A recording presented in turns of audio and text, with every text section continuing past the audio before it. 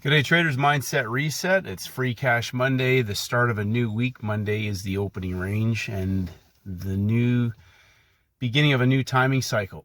So today we had fairly narrow ranges. So one of the things that I mentioned in terms of scanning for best candidates in terms of the currency pairs is to go to Forex, TradingView Forex Screener, which is just a free screener looking at the major pairs just to see if any of the majors had gone out to 3% or more from the previous day's closing price or dropped 3%. And that gives me an idea if an instrument has potentially moved 2 to 3 levels, 50 to 75 pips, setting up the opportunity for a high-low, low-high range that gives asymmetrical risk reward for 50, 75 pips. Now, obviously, gold, oil, indexes have a lot more volatility.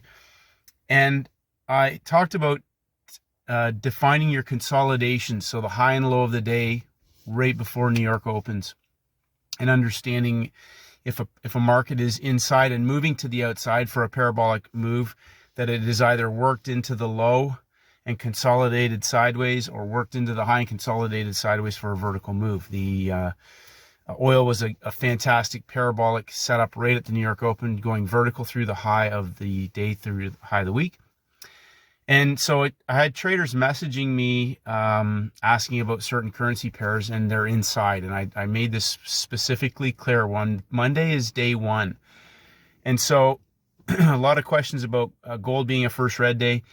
And remember what a first red day and a first green day are. There are two things that we want to be looking for. Number one, it's a signal day, but also it's the start of a new week. So you need to understand when you're looking for an ideal first red day, first green day candidate. And typically that will be when we see 3 levels of rise and pump. So maybe a day 1, day 2, day 3, first red day, inside day, whatever, then the dump. Same thing for first green day. Reversal, day 1, day 2, day 3, and we're going back vertically through the high of the day, high of the week. So this is really important to understand, because sometimes traders are looking for that, and they're looking for, they get a signal day, then they're looking specifically for that setup, and you get caught in the forest for the trees, and you actually don't see the opportunity that lies in front of you, going back and just going back to the process. So a couple things to clear up. Questions about high and low of day. Remember, yesterday's high, yesterday's low are the high and the low of the day. Now, you could be pushing up into that and not take it out. You could be pushing down into the low of the day and not take it out. And when New York opens, that is the high and the low on the current day. So when a market goes vertical and breaks out, everybody thinks that they need to be from the inside out, and they miss the opportunity of when a market breaks out and goes 25 to 50 pips outside of the extreme, or as in we saw in the DJ30, breaks through the high in line with that existing higher high that broke out of yesterday's high, and moves up 3 levels, consolidates, and reverses. So you have to really go back and study 2 things. You need to study Monday to Friday templates. Monday's day 1, Tuesday's day 2, Wednesday's day 3. Wednesday is day 1, resetting, heading into the closing range of the week, Wednesday, Thursday, Friday. Within that, and I repeat, within that you can have a 3-day setup because of a high of the week failed breakout, or high of the week, day 2, day 3, as we saw on gold again, Thursday's day 1, Friday's day 2, and Monday's day 3, because Thursday's a high of the week, it dropped 3 levels, went into consolidation. And remember, how does price behave? Some people were looking for a first red day, except that it gave a buy low entry at the New York Open, a low of the day engulfment that closed above Friday's closing price for a vertical parabolic move that went 25 to 50 pips outside of the high of the week, consolidated, and reversed back down inside for 50 pips.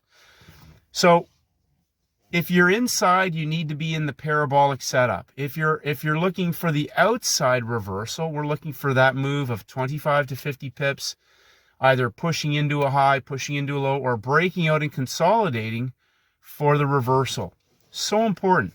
Now, if you study the weekly templates, I encourage you to go back and just start on Mondays and go through Monday to Friday, Monday to Friday, Monday to Friday, and walk yourself through that process, day 1, day 2, day 3, day 1, day 2, day 3, first red days, first green days, and really understand what they are. 3 levels of rise, 3 levels of fall, first green day, reversal setup within the weekly template. Within the weekly template. If you're looking for a parabolic move on a Monday, you better take out a weekly level. In most cases, 90% of the time, you are not going to get a parabolic move on a Monday off a first red day, first green day, unless it takes out a higher low of the week. It's not that common. So go back, look at your Mondays. We have split Mondays where we peak formation closes as a breakout day, putting longs in the market or shorts in the market, or it's a narrow range day that doesn't break either side of any boundaries. So if you really grasp the day 1, day 2, day 3, Monday to Wednesday template and the Wednesday to Friday template, you'll understand that those ranges give you your boundaries for reversal trades or parabolic trend trades.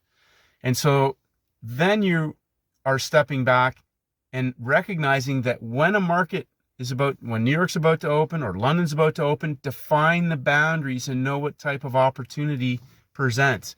When it breaks one of those extremes at the timing window, now you have a high probability candidate for either, again, a parabolic trend trade or a reversal trade. So important. Because people are getting caught up and they're saying, oh, well, it didn't move 3 levels and it was a first red day. But you're missing the actual opportunity because you haven't done this. Where's my high? Where's my low? What time is it? How is price behaving? And then there are other traders who nailed some very simple opportunities on oil, on gold. There was 2 opportunities on gold. Right at the New York Open, low a day, a buy that went up into the high day and consolidated sideways. It did not reverse. So again, day 1, day 2, day 3, consolidate sideways. New hour, boom, straight through the high of the week. New hour, boom, back down inside.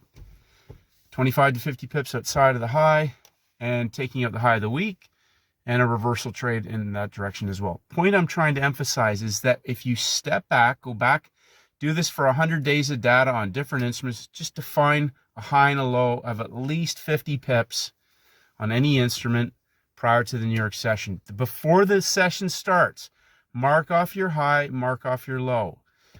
Day 1, day 2, day 3. If you're in 3 days of breakouts, well, again, we may see a breakout pullback continuation. So a reversal from the inside maybe, or we may see a reversal like we saw in gold last week. Wednesday, day 3, breaks out, pulls back right at the New York Open, major red news, first bar trade, goes vertical after that. Day 1, day 2, day 3. Mark your high and low off. If it breaks higher, redraw the levels. So if it makes a higher high on news or before the session starts, mark that off. DJ30 goes vertical. When you have an explosive candle, remember this, on the open, if you have an explosive candle and you feel like you've missed the trade, that's the lift or the dump candle that gets traders chasing it. They take out the other extreme. It might only be, like we saw this on the Canadian dollar today. It goes 25 pips. And what does it do? Goes into consolidation and gives a pin hammer at the end of the hour for a vertical, easy 25 pip straight up cash move back to where the move started on the way down. Major quarter level. So step back. Don't worry about chasing the big move from the inside. There's going to be opportunities, but not everybody's going to miss that. But then they think they need to chase that or get into that, or they missed it and they go look at something else and they miss the actual opportunity that happens once it breaks out. Like oil last week, 2 days in a row, 25 to 50 pips outside of the range. Consolidation, explosion back to the high of the day. That's the easy money. There's going to be moves on the downside. There's going to be moves on the upside. But you have to define that consolidation. That's where you get your boundaries for your risk reward. So it's not so much if you're inside and there's a move that goes outside. Remember, if it starts from halfway inside, guess who's going to go underwater when that reverses? They're going back to the other side of the range in most cases. So step back, set yourself up for opportunity. Set yourself up for opportunity. What is opportunity? Like Paul Tudor Jones says, 5 to 1 is when we get day 1, day 2, day 3. Now, sometimes you're going to get that on the indexes. You're going to get that on gold or oil because they have a lot more volatility. On the currency pairs, if we move up 3 levels, 75 pips, we could get a measured move, a range expansion on the way down for 150. You have to be thinking in those types of opportunities. Escalator, elevator. And that escalator is what sets out our boundaries for asymmetrical risk reward. Think about first red day, first green day within the weekly template. So one trader said, oh, well, you should put that in the playbook. It says right in there, Monday's the opening range for the week. So if that's day one, then first red day, it very rarely will we get a big first red day move that on a Friday and capitulates on a Monday, unless we see a breakdown on major red news perhaps, or if we've had a payrolls blow off and then a reversal on a Monday, Tuesday.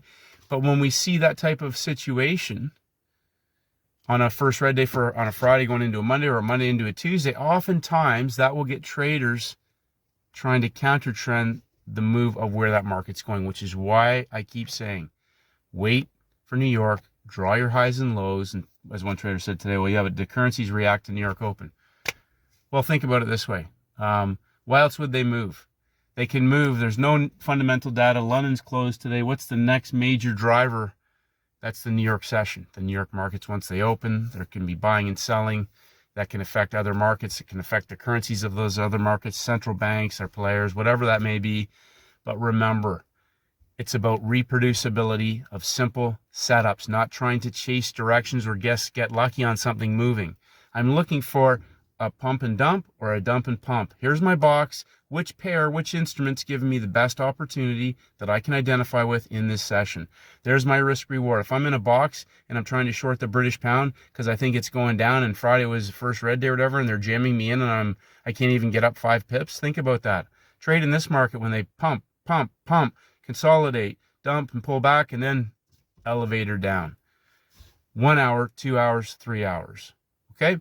So keep it simple, traders. We're going to have huge moves. We've already saw some big moves just on the beginning of a couple markets. Gold and oil, some explosive moves right off the open. They've come alive. But it's Monday, and we got non-farm payrolls on Friday. Be patient. Step back. Day 1, day 2, day 3. 3 levels. Rise or fall. Dump and pumps. Pump and dumps. Don't guess. Really, really know your stuff. It's a winnable game, but become a master of your craft and manage yourself in lifetime. Don't worry about these little consolidations. Let a market go vertical. Let it break out. So when you think you've missed it and it breaks out, watch how price behaves once it gets outside of that box, 25 to 50 pips. Have a great day, traders, and may the markets go with you.